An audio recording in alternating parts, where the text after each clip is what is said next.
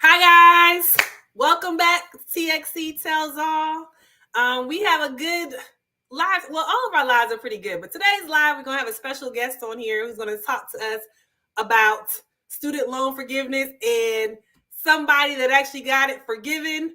I usually welcome all testimonials. I even put in the videos that we've done before. We have a whole playlist, everything student loans. Put in the playlist like, come back and tell me when you get your loans forgiven. Do a testimonial so that others can be encouraged by it. So today I can say that I have somebody who I personally know who's recently got their loans forgiven. So we're going to invite her onto the channel and ask a few questions for those of you who may be in similar circumstances so that you can kind of see where she's coming from. It may encourage you to like, I've been thinking about putting this paperwork in and I don't know. You have somebody right here on the channel who is familiar with the channel and who can possibly give you some tips about what to do and what not to do. So we're going to welcome to the channel. Let me bring her on so we can share the screen. And then, okay, before I get into it, we also are going to talk about other student loan things. So she's going to be the first part of this segment. And then we're going to actually get into other student loan forgiveness or student loan repayment changes that you should know about. You know, I try to keep you updated about the most recent information about student loans. So we're going to talk about the White House considering income cap for student loan forgiveness. We're talking about one of the representatives, Alexandria's, what her message is to Americans who have already paid their loans off. And then we'll talk about the changes, which include credit for forbearance months that you didn't make any payments. So we'll get to that after we have the special guest talk. So without further ado, let's bring on our guests. Okay, are you there? I'm here. Okay, so today's guest is Kiki, and she's actually a friend of mine who recently had her loans forgiven, and I was excited for her. I was like, yay! I'm like, everybody, be excited for other people because your time will come, hopefully, and be excited for other people. So I was genuinely excited when she told me that her loans were forgiven. So I'm going to kind of walk through kind of what she went through to get her loans forgiven and any tips, any comments that she had about just the process so that anybody watching on live right now, or if you're watching it on a replay later, you can kind of see what the process was. So if you're coming into the live now, make sure you comment in the section, check into our TXC Tells All crew.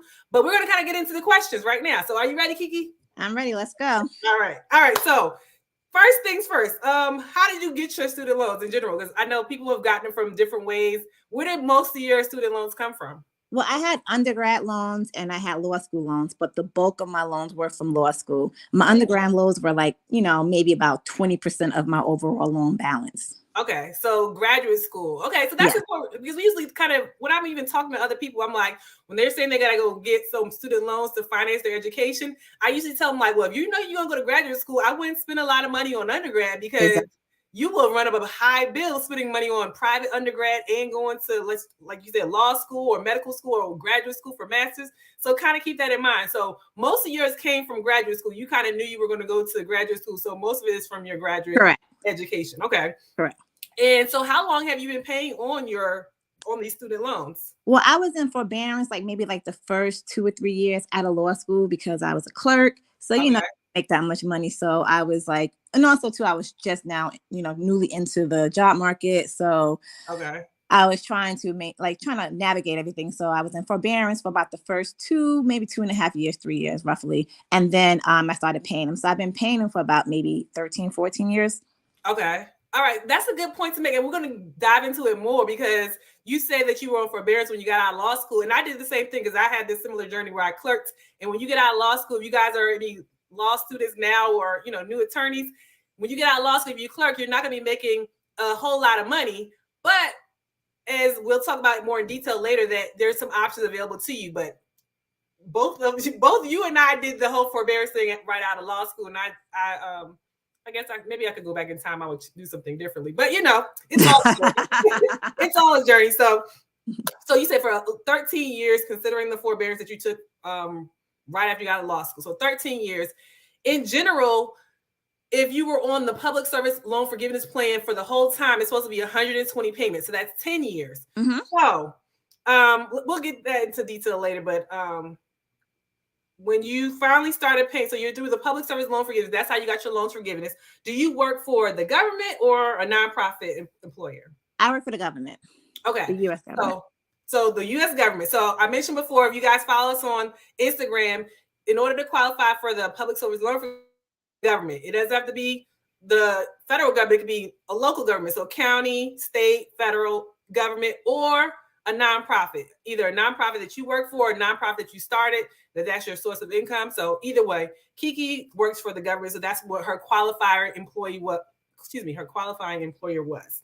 So as if you looked at the other videos, I talk about the requirements because they're pretty straightforward requirements. It's 120 payments, as we talked about before. Mm-hmm.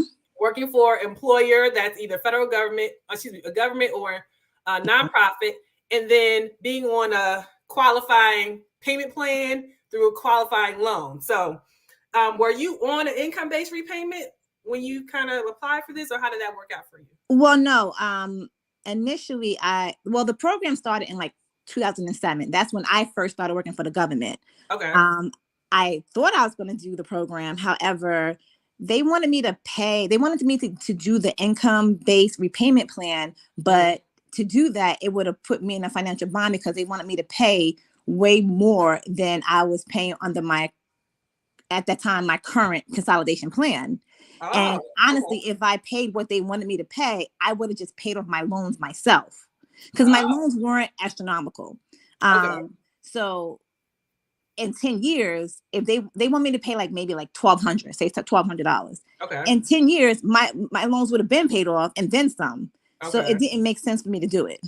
Okay. So that's another question that some people say too, because usually the income-based repayment is lower than the standard repayment plan, right?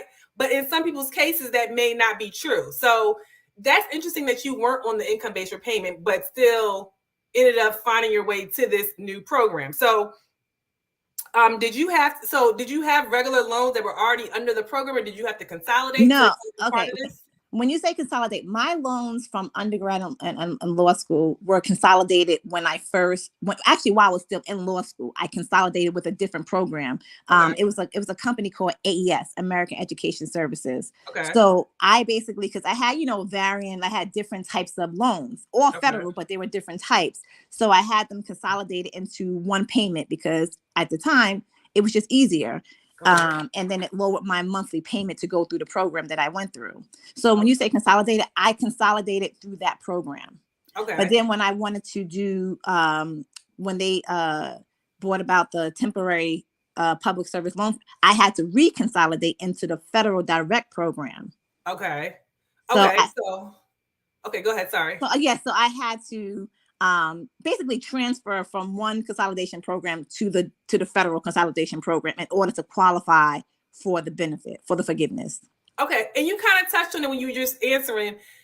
You are under the temporary extended public service loan forgiveness because there are two things going on right now. The regular one, like that everybody's been, qualified for since 2007. And then the temporary extended one, which gave people who wouldn't otherwise qualify a chance to get forgiveness. So you're saying that you qualified under the latter, correct? Yes, I didn't qualify under the regular public service loan forgiveness because my loans were not direct loans. Okay. I had to consolidate into the program. So basically, I would say November of last year, when the temporary public service loan forgiveness the waiver waiver started in October, right? Right. Mm-hmm. So November of last year, I had to I consolidated into the federal direct loan program. Okay. Then once I was in the program, then I submitted my application for forgiveness under the Pslf program. Okay. Now, I was told that I would be denied, which I knew I would because I don't qualify. I didn't qualify under the regular program because I wasn't on, the type of payment plan that was necessary. Right. Okay. But I submitted my application mid-December of 2021. Mm-hmm. I called, I checked up on it, asked a lot of questions. I was told the process would take about 90 days. And, within the 90 days, I called them about two or three times just to make sure that I didn't have to submit anything extra and that things were flowing. Right. But in March 2021, I was denied forgiveness because I didn't meet the criteria under the public service loan forgiveness program, which I knew. Okay. But I was told that the process wasn't complete and that my application was then going to be considered for the temporary loan program, which 3 weeks later I was approved for. Yay. Okay, so it was a process. So you said December. You submitted in December, and what was the date of the email when you got the forgiveness notice? Okay, so I consolidated into the program in November 21. Okay. I submitted my application for forgiveness December 2021. Okay. In March 2021, they denied me under the regular program. Okay. But then mid-April, I got the forgiveness letter from them. Okay, that's not too bad of a timeline. I know some of our viewers have longer timelines. That seems like it's pretty quick. So they may be getting to things more quickly, maybe based on when you started your loans too. I don't know if they're taking that consideration or not, but that doesn't seem like horrible. I know for those of you who are watching, the waiver for you to submit to have the consideration of the temporary extended is until October of this year. So make sure you submit your paperwork so that you can get that consideration, because as she told you, she got denied under the regular program, but she was reconsidered under the temporary extended. So it was good that she did that. And let me just add, like, you don't have to do anything. Now, mind you, when they denied me, I wish they would have told me that when they denied me that it was still an ongoing process. I had to call them. And that's when they told me, oh no, we still have to consider you for the temporary. Okay, so when it's an automatic thing. Yes. So I didn't have to do anything for them to consider me for the temporary at that point. But when I got the letter from them, they didn't say you were denied for the temporary. They just said, so it was kind of confusing. So I thought I was denied for everything. Okay. But really, so that's not too bad. If you guys are just joining the live now, Kiki is talking about the process that she went through to get hers forgiven through the temporary extended program. Comment in the comment section if you are in the process now, you're waiting for it, or you're deciding that you want to submit it. Put in the chat box. We have a viewer from North Carolina. Hey, Judy. Thanks for joining the live. Okay, so Kiki has been basically like, this has been a journey, but it was worth it in the long run, right? So because you're like, okay, I got to forgive it. Now, when you said you submitted the paperwork, what paperwork did you submit and who did you submit it to? It was just the application. It's very straightforward. It's a matter of you just verifying your employer. So I had to fill out the paperwork, which basically just had my information, including my start date with the government and my current status. I submitted that to HR, and HR signed it. And then from then I just uploaded it to the portal, to my Fedloan portal. And then that was pretty much the process. Okay. So that sounds straightforward. And you also have to make sure, I just want to make sure people joining in, when you're working for either the government or nonprofit, it has to be full-time employment. I know some people have asked questions about that. It has to be full-time. So there's a question on the employer certification form that says full-time employment, 40 hours a week. So it can't be just, or you may have a side job there and you're working part-time and trying to get credit. It has to be full-time employment. So just keep that in mind. And make sure, like, when you have the HR person do your paperwork, make sure that they're properly filling it out. I ran into that because I didn't check to make sure she checked full-time. And so they sent back to me. It was an unnecessary send back. So just double check to make sure when the HR person fills out your paperwork that they do their part correctly before you upload it to the Fedloan portal. So you kind of walk through like how long it took from beginning to end, what you had to submit to and who you submitted to. So what was the final amount that you got forgiven? Like, you don't have to worry about it anymore. Tell everybody. I want to say about 44,000. Nice. Okay. So you're like, and you don't have to pay any taxes on the forgiven amount. No, you do not. About doing the public service loan forgiveness. There are other forgiveness programs where I think there are taxes on it. The standard payment, if you have loans after 20, 25 years, you may have to pay taxes, but this particular program, you don't have to pay any taxes on the forgiven amount. So that's a good thing. It's kind of like wiped out. That's it. How'd you feel after you saw that email? I mean, I was definitely like relieved, because at first when I got the first email, I was like, oh my goodness, they denied me. But that email, I was very happy, because I've been working for the federal government for a long time, so it was good to know that my employment has enabled me to get this benefit. So I was happy. I'm definitely happy.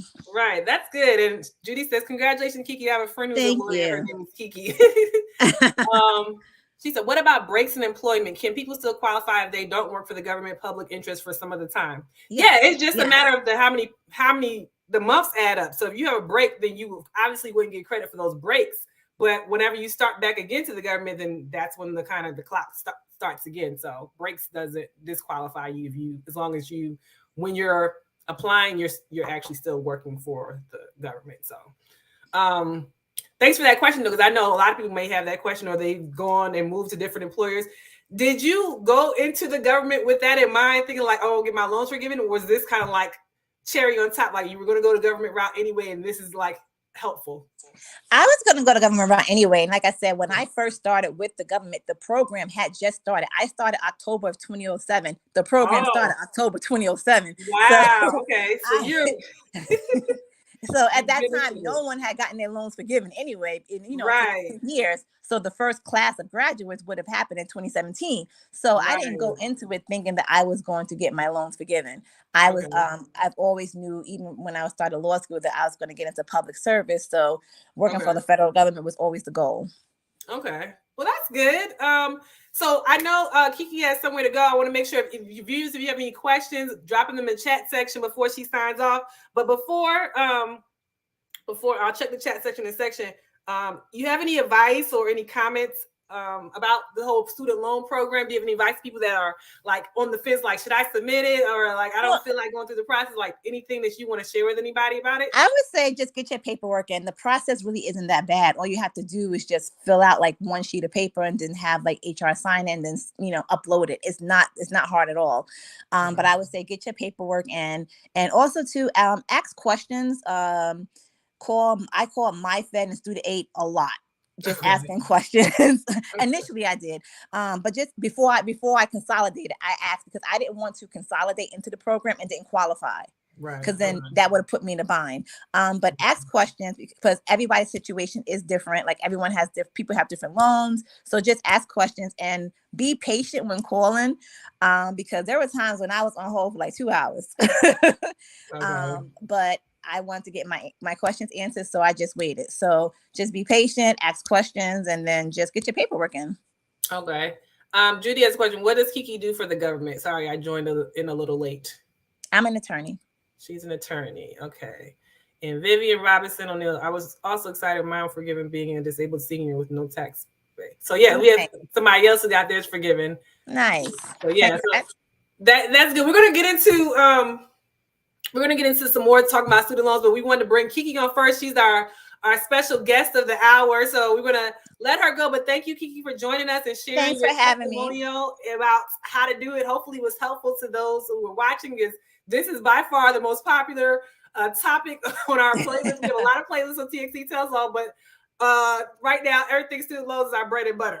So we want to make sure we're giving the viewers what they want. So I appreciate you coming on and sharing your journey. And I'm going to kind of give them some more tips about what to do, and those who, there's other changes coming in the pipeline that may be benefiting them, and we may be having them on the channel next time. So thank you so much for coming in. If there's nothing more from our chat, I'm going to let you go, and then I'll get right into the other topics. So thank you. Okay. All right. Thank you. Bye. All right. Bye-bye. All right, so you guys, you heard it first here. TXC Tells All. Somebody got their loans forgiven. Somebody I personally know, because I know people ask, like, do you know anybody has actually gotten it done? I know this person has actually gotten it done, and this is going to work out well for her. That's a good segue, though, into our next topic about, like, the White House has been considering this forgiveness for other kinds of, not just public service loan forgiveness, but other kinds of forgiveness. And they basically said, I think it was today they announced something new, but the White House is considering, I'm gonna bring the screen up to share with you guys. White House considering an income cap for a student debt forgiveness plan. And I think today Biden said that he's taking a hard look at student loan forgiveness, and he's going to give an answer, but he's entertaining the idea that if you make $125,000 or more, you would not be eligible for the general forgiveness. Now, keep in mind with the public service loan forgiveness, there's no income stipulation on it. You just have to work for the government or nonprofit for 10 years, and then you have your loans forgiven. More than likely, if you're an attorney and you're working for the federal government, your income probably will exceed the 125. And under this new forgiveness program, they may not get forgiven under that way. Or if you're just a regular attorney and making more than $125,000, then you may be excluded. But he's considering some income caps for the student debt forgiveness plan. So what do you guys think about it? Put it in the chat. Do you think it should be an income requirement, or it should be available to all? Because I think it depends on where you live at, whether 125,000 is considered a lot or not, right? If you're in the DC area, expensive areas, DC, New York City, California, like Southern California, 125,000, depending on how many people you have in your household, it may not go as far as you think it's going to go. And to have that to be excluded, what do you think about that? Let's see here. It's another thing that, this is another thing we get on the topic. I do videos about student loans, and then every time we have people commenting that y'all should pay your loans because I did, and therefore y'all should too. And Representative Alexandria Ocasio, I hope I'm not butchering her name, Cortez, Democrat from New York, says that student loan forgiveness is good even for those who have already paid off their loans. She says we can support things we won't directly benefit from. And I felt that because I'm like, there's other things that are out there in general, right, that may not directly impact me, but I think it's also a good idea.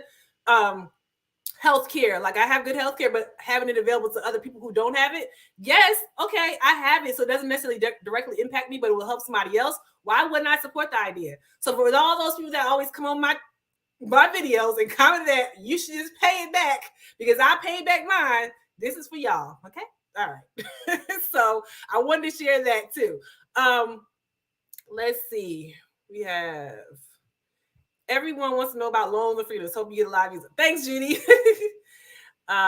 Sure, there are some people making bigger bucks that shouldn't get a free pass, like people who are really sacrificing to do a lower paid job to help people. Yes, exactly. And I think in the case of, especially for, I guess, in lawyers or higher paid people, like if I was in the private sector, I perhaps could make more money.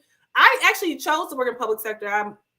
I would consider myself a public servant, and I always wanted to help people, and I eventually want to get into another kind of field, but I'm always there for helping people. So to say that, okay, yes, I make a decent amount of money, but that doesn't mean I don't need help with student loans to help have more money available so I can help finance my children's future as well. So I'm all for the forgiveness, and I'm getting closer to it because, drum roll, if you've been watching, and I did another, if you follow us on Instagram Live or Instagram, TXC Tells All, the Department of Education recently announced that they would now be counting non-payments if you were on forbearance.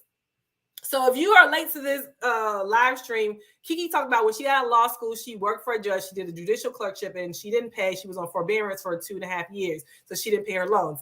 I had a similar experience because when I got out of law school, clerking for a judge, you don't make as much money. And I was like, I can't pay this standard payment plan amount. I'm going to go on forbearance while I clerked, and I clerked for 2 years, right? But I wasn't informed that, there was some income-based repayment that possibly I could have been paying those 2 years because it wouldn't have been the standard payment plan. So let's say, I think my standard payment plan was like $2,000 at the time, right? I was like, I can't pay that. But had it been based on the income I was making as a judicial law clerk, I could have actually had a lesser payment amount, and I could have been getting credit for those payments. So the Department of Education announced that they're doing a one-time review. This is their official announcement, press announcement from April 19, 2022. It would impact 3.6 million borrowers. They're going to actually do a one-time account adjustment to certain long-term forbearances that were on income-based, income-driven repayment, and public service loan forgiveness. So what's going to happen if you were on a forbearance for over 12 months, 12 consecutive months, up to 3 years, then they're going to get you credit for those non-payments. They're going to count them as payments towards your income-driven repayment plan that gives you forgiveness after 20 years. Or if you're on the public service loan forgiveness, it's going to count towards the 120 payments that you had. So you know what I did? As soon as I heard that announcement, I went and got another employer certification form, and you can find it on the Fedloan's website, and I linked it in the description of this video. But go onto their website because you need the employer certification form, and go back to your old employer that you worked for that when you were on their forbearance for more than 12 months and ask them to fill it out. So I went back to my former, it was the courthouse. I had them fill it out. uploaded it to Fedloans that very same day, and they're reviewing it, so I can hopefully get credit for an additional 24 payments, which will put me very close to having my student loans forgiven. So I was like, this is great. Like, I made the move, and this is what you have to do. You don't sit on it. When you find information, new information they said that's going to help you, don't sit on your hands and be like, oh, it'll come around. I did it immediately. I found a phone number for an old HR person, asked them who can certify my information. They asked for a few pieces of information just to make sure they can look up my information in the database. They filled it out electronically, sent it back to me electronically. I uploaded it on the Fedloans portal, and we're in the process of having my payments recalculated again. So this will be, I will be personally benefiting from this if they count those 2 years of forbearance that I was while I was clerking. So I'm excited about that. And the reason that they're doing this is because they said that a lot of the student loan servicers were steering people into forbearance versus educating them on the fact that they did have income-based repayment plans available to them. It was kind of like, y'all are being lazy and not helping these people out and letting them realize that they could have been making a payment. Some of the income-based repayment was $0, right? But you still would have had it counted towards your ultimate, whatever the 10-year or 20-year cap that they have on these payment plans. But they weren't being informed of it. So it's like, this is a way of letting them know. And you don't have to do anything for this, if you're on public service loan forgiveness, you do have to do the employer certification plan. But if you want the income-driven plan, you don't have to do anything. They're going to do an automatic review of it, and then they'll let you know. So keep an eye. Make sure you have your contact information available correctly, and make sure that you also are printing out or saving it to your computer any new correspondences that they say that count the payments, because you don't want them to say there's discrepancy in what's going on. So let's see here. Judy says, I'd feel better about a legal aid attorney getting loans forgiven than a government attorney making 160 or more. Okay, so there you go. So because I know, just to give those of you who are not familiar with the legal field, a legal aid attorney probably is not making the same as a government attorney making higher on the GS scale or even the SES scale. So Judy is saying she feel better about legal aid attorney getting their loans forgiven than the government attorney making 160 or more. So what do you guys think? Put it in the chat section. What do you think about what she said about how you should feel about people who are getting it forgiven after you've already forgiven yours? How do you feel about if you never had to have any and people are getting it done? Did you resubmit, or did you go back and find an old employer if you had your public service loan forgiveness and you were on forbearance? A lot of these things may be impacting you in a positive way. So I try to keep you updated on what's going on. And hopefully you guys can benefit from it and come back to the channel. And I always get excited when I see people like, thank you for telling me about this. I didn't even know. And I went and did it right away and I got really good results. So I'm like, this is good. And this is why I'm also passionate about consumer rights, consumer protection law, and hopefully maybe I'll get into that as my next legal career, but we'll see. So I don't want to keep you guys long today. I know if you're watching it on replay, if you're new to the channel, consider subscribing to our channel. Hit that like button so that YouTube sends us out to the algorithm. It helps so that more people can see the information. So thank you guys who have joined today on the live. And those of you who are watching the replay, we try to give you new information and new relevant content every week. So we'll see you in the next video. And thank you guys for joining, those who commented in the comment section as well. All right. Thank you guys. See you next time.